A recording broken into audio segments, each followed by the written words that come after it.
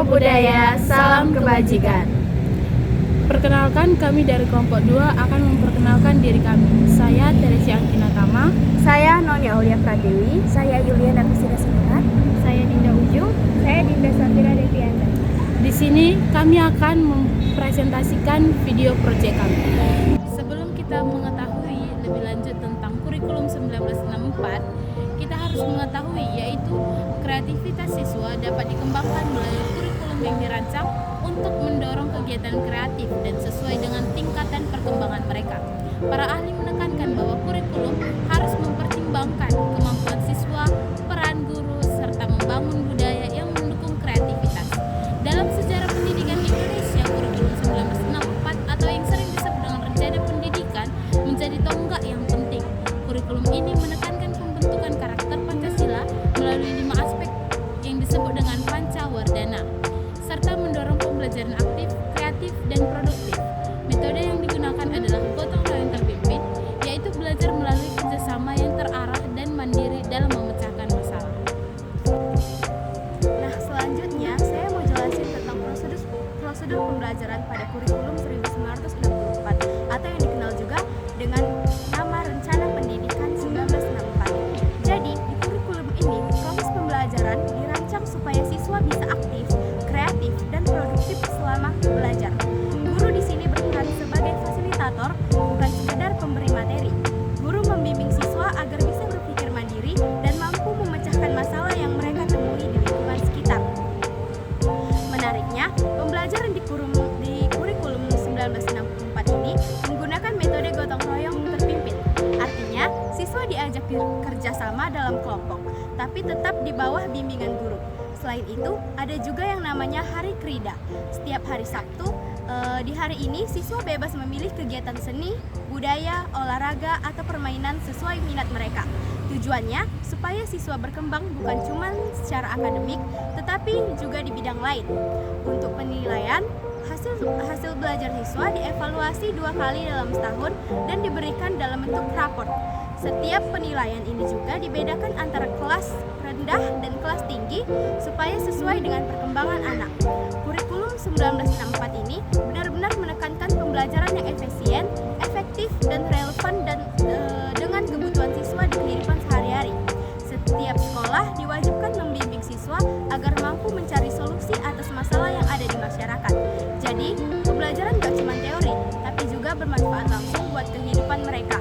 Nah, kalau bicara soal materi, kurikulum ini berpusat pada program Pancawardhana yang terdiri dari 5 kelompok bidang studi utama. Yang pertama itu moral, meliputi pendidikan agama, pendidikan kemasyarakatan, norma, dan etika. Kedua ada kecerdasan, seperti bahasa Indonesia, bahasa daerah, matematika, dan ilmu pengetahuan alam. Ketiga ada emosional atau artistik. Di situ ada seni suara, seni tari, sastra, drama, dan keterampilan tangan. Keempat, ada keprikelan atau keterampilan, misalnya pertanian, pertukangan, perikanan, industri rumah tangga, dan ekonomi rumah tangga. Yang kelima, jasmania, meliputi pendidikan, jasmani, olahraga, kesehatan, dan permainan tradisional. Dan semua bidang studi ini diberikan secara terintegrasi dalam jadwal mingguan dengan alokasi waktu yang seimbang. Materi pelajaran tidak cuma teori, tapi juga menekankan keterampilan hidup seperti bertani, membuat kerajinan, dan menjaga kesehatan tubuh. Intinya, kurikulum 1964 ini menargetkan pembentukan karakter siswa secara utuh, bukan cuma dari sisi intelektual, tapi juga moral, emosional, keterampilan, dan jasmani. Jadi lulusan SD pada saat itu diharapkan siap menghadapi tantangan hidup, baik untuk melanjutkan pendidikan maupun langsung terjun ke masyarakat. Media pembelajaran pada kurikulum rencana 1964 menekankan alat peraga sederhana, kegiatan praktik dan aktivitas jasmani yang sesuai perkembangan anak dan tujuan Pancawardhana, agar siswa tidak hanya menerima teori tapi juga mampu mengaplikasikan pengetahuan nyata. Media diarahkan mengembangkan kreativitas, rasa, karsa, dan karya siswa lewat kegiatan fungsional seperti seni, kerajinan tangan, olahraga, dan permainan khususnya pada hari Krida.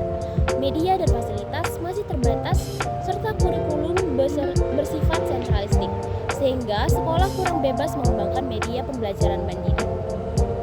Nah, selanjutnya di sini saya akan menjelaskan secara singkat mengenai tujuan dan capaian pembelajaran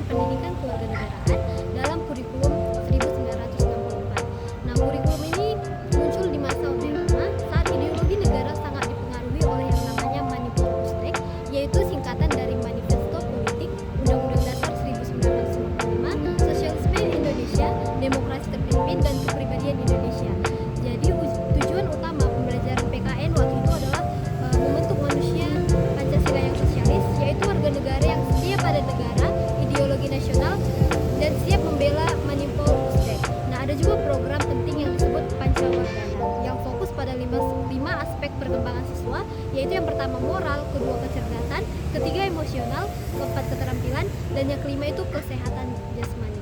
Nah, artinya siswa tidak hanya diajarkan pengetahuan, tapi juga dibentuk karakternya seperti cinta tanah air, gotong royong, dan nasionalisme. Nah, adapun tujuan capaian PKN pada kurikulum 1964 itu yaitu lebih bersifat ideologis dan normatif. Peserta didik diharapkan punya wawasan politik dan kenegaraan yang kuat. Yang kedua, paham dan mengamalkan nilai-nilai Pancasila. Yang ketiga, menolak paham asing seperti liberalisme dan individualisme. Yang keempat, memahami sejarah bangsa dan konstitusi. Kelima, terlibat dalam kegiatan seni, keterampilan, dan olahraga. Dan yang terakhir itu memiliki sifat gotong royong dan tanggung jawab sebagai warga negara. Nah, namun sayangnya pembelajaran waktu itu masih bersifat hafalan dan sentralistik, jadi kurang memberi ruang untuk kreativitas dan berpikir kritis. Sekian presentasi dari kelompok kami ucapkan terima kasih.